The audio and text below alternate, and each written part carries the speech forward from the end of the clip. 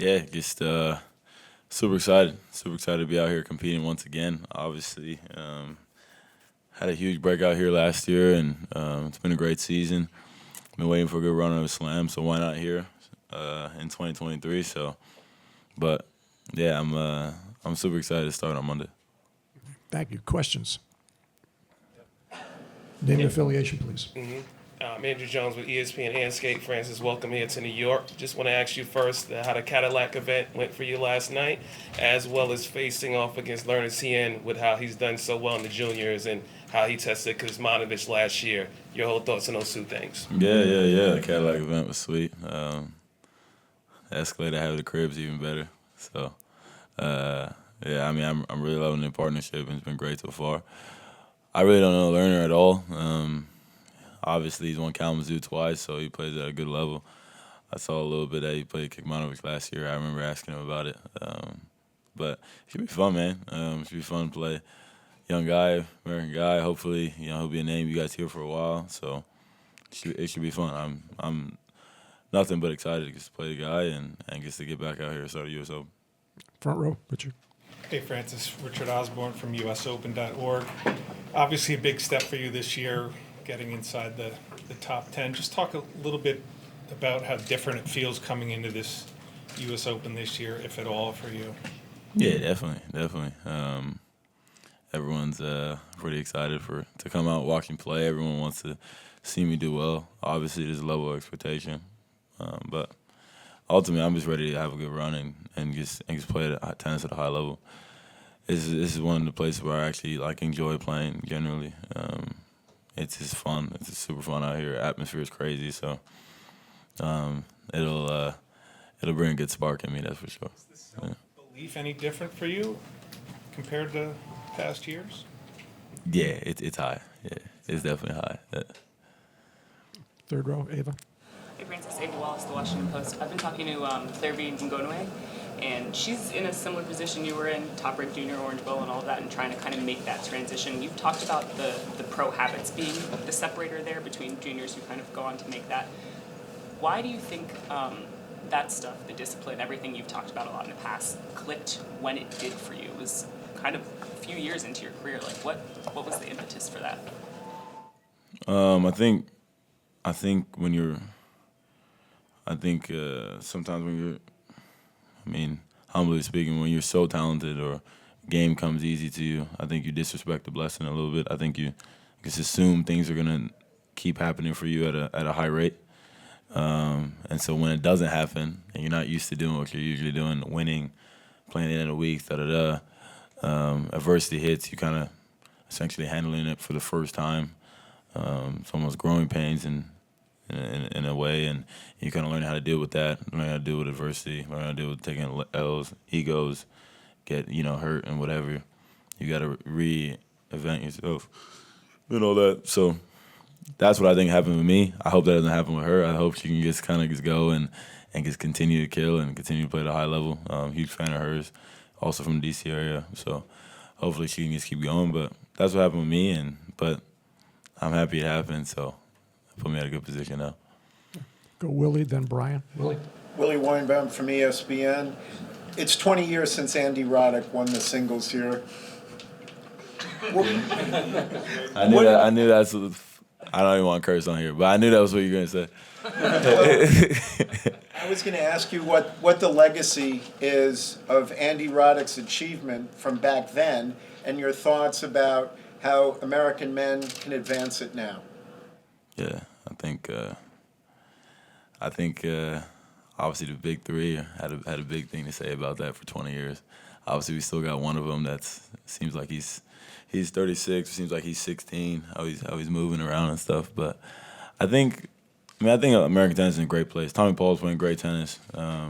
Fritz, myself, and you got Chris, Ben, Corda. I think American tennis is in a great place. I think it's a matter of time. Whatever happens here, whatever happens in due time. Obviously, what Andy did in 03 was incredible. And I think I think we hear it more than he probably hears it, what he did in 03. So, yeah, I hope one of us are able to do it. And I hope when we do it, it's here at the Open. And it'll be cool. It'll be cool. Brian.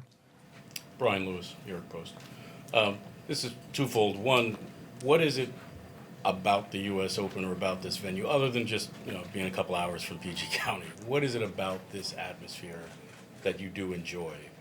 And then, secondly, kind of following up on that, in the realm of guys that are coming up in U.S. tennis, just how do you view your place in that and the way a lot of young men of color look up to you and are inspired by playing, inspired to try to play because of you? Yeah. I mean, first, I mean, American tennis is in a great spot. It's been probably the best spot it has been in a really long time. And as far as people of color, I mean, geez, I mean that's a great compliment. I appreciate that. But yeah, it holds a lot of weight. I definitely feel that it holds a lot of weight. I mean, a lot of kids, want to play the game now because of me, and I feel that definitely a big responsibility. But it's definitely a place you want to be in, and a place you want to continue to grow and have people want to play the game. I mean, obviously, I think the biggest things what happened these last 12 months, diversity in sport, what that means. I mean, we saw all the people and how the country was reacting to me going for that run, and I think it helps because it's not a normal face that you see doing that every day here at the U.S. Open. You asked about why the U.S. Open is the best slam. I mean, because you can't beat the rowdy fans here. Everyone past 3 p.m. is drunk as hell and just having an unbelievable time, and the ref has no shot of controlling that atmosphere. It's just kind of just let it go and let it do what it does, and it's arguably one of the best sporting events in the world. Left side. It seems that many slams had some kind of serial winners, obviously the French with Rafael Nadal, but it's not the same here in the US Open. Do you have an idea why? Yeah, I mean, it's later in the season. Obviously, maybe guys aren't as sharp. You never know. You never know what the case may be. Fans and whatever. But, yeah, it hasn't been so straightforward here at the Open. That's why I feel good. I mean, it's kind of like anybody can get it done. So we'll see. I mean, it's always kind of been one where, who's going to kind of win. I think, every year you go to the French Open, you're kind of like, yeah, I've seen this movie before. So, yeah, it's a little different here. Front row. Thank you. Hi, Francis. I'm Amna from the PBS NewsHour. You mentioned your sort of belief in yourself being higher this year and the major run you had last year. Is any of that leading you to do anything differently coming into this slam in terms of how you prepare, what you tell yourself going in to each match? And also just following up on your question, when you talk about the impact you've had on so many young kids of color in particular, young girls and boys, what kind of messages do you hear from them? What did they tell you? Yeah, I mean, when I say my expectations are much higher, not really. I'm not going to do anything different. I'm a pretty relaxed guy. I'm just going to go chill at the hotel and just kind of hang out and just be super low-key. Hear my mom tell me how much she loves me before every match, kind of the same thing. nothing too crazy, but just honestly relaxed. But, yeah, I mean, as far as these kids, man, these messages is crazy. I go around if I'm at some tournaments or even back home practicing, these little kids coming up crying. We've been waiting to meet you. I just want to be just like you. The reason I started the game, da-da-da. That's stuff that means a lot. I put a lot of time, hard work. A lot of people just think I'm out here just a kid who's just joking around or whatever. But, kids see life in me. They see the game's cool to play because of me. So it's a cool place to be in. It's cool to feel like you're inspiring people because, I measure success, how many people you bless. So I feel like I'm doing a good thing. Okay. Got 1, 2, 3, 4. Francis. Simon Campbell from the Glasgow Herald. You mentioned the big three dominating for the last 20 years or so. You were obviously competing at the back end of a Grand Slam, chasing a Slam title, but arguably a lot of the field, realistically, with all the will in the world, don't have a chance of winning a Grand Slam.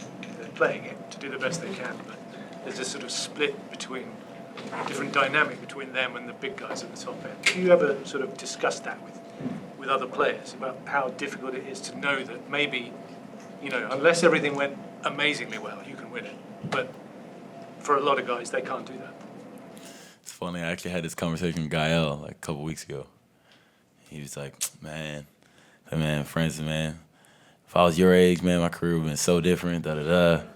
He's like, man, I would go quarterfinals of slams. I was like, man, I got to play Rafa at the French. Well, I guess I'm done. Or I got to play Federer at Wimbledon. I guess I'm done. And he's like, man, y'all's era is way better, da-da-da. I mean, remember my first quarterfinals in Australia, I played Rafa, and I was just like, it's a tall order, you know? But now, I mean, it's definitely much more open. I mean, a lot of these guys, I mean, playing in top 10 or whatever that are ahead of me other than Nole, like, we're all the same age. I grew up with a lot of these guys. I've played them since I was 12 years old. It's a little different circumstance. The game's changing the guard for sure. But now we got a new one, Alcaraz, who's definitely the guy to beat if you want to do anything special in this game. But yeah, I mean, I think it's going to come in waves. I think we're probably going to have a couple more guys who are going to be pretty dominant. I think Medvedev's still very dominant. He's still one of the best hardcore players in the world. Obviously, Nole, Zverev's playing much better again. He's going to be tough to ask. So, game's in a great place. It's a little different dynamic, but I'm happy to be in this era for sure. Brian. Brian Mahoney, Associated Press. You mentioned that 36-year-old moving like he's still 16. Are you ever sort of caught off guard like this can't still continue with this guy, that he has to slow down at some point, that we're going to start to see some kind of, ability to beat him easier than it has been? No. I mean, we can keep waiting or just do the other thing, just try and beat him, right? I mean, he's hungrier than ever. He wants to pass his peers by a long shot. He wants there be no conversation that he's not the best player in the world, right? So of all time. So he's hungrier than ever. So you gotta beat him. And he couldn't play here last year. You'd imagine he's probably a little bit driven coming back to the U.S. Open after having to miss a couple of years, right? So he ready. He's coming with that for sure. So it's gonna be interesting to see how he plays. David.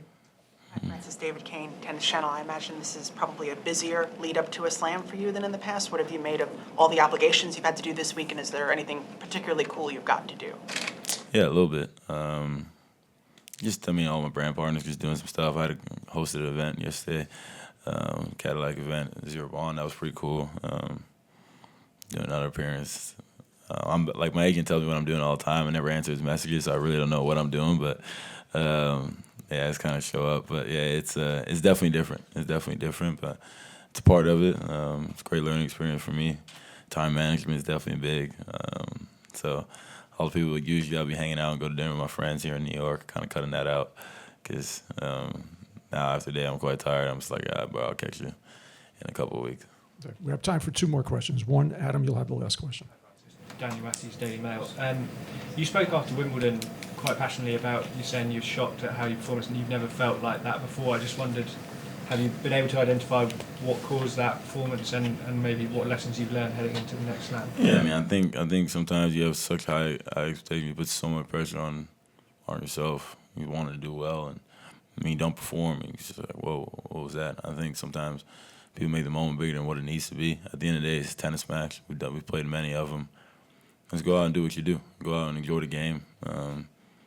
I mean, you're gonna hopefully get that shot many more times to be in that position. So, no need to be like, yo, this is the time right now, or the world's gonna end. And I think that's kind of what happened there. And I had a totally different approach. I'm just gonna be me, just have fun, and whatever result is, it is, and I can live with it. I'm me at the end of the day, no matter what. Adam, last question. Francis, Adam from NJ.com. I know you wore a Joel Embiid jersey last year. Are you going to break out any NBA jerseys this year? And would you like to see tennis fans be able to move around and be loud during points like they can at basketball games? Yeah, for sure. I mean, I'll definitely bring out some jerseys. Showing the Wizards some love right now. Me wearing jerseys is not what you need to worry about. I'm always wearing jerseys. That's never a problem. But yeah, for sure.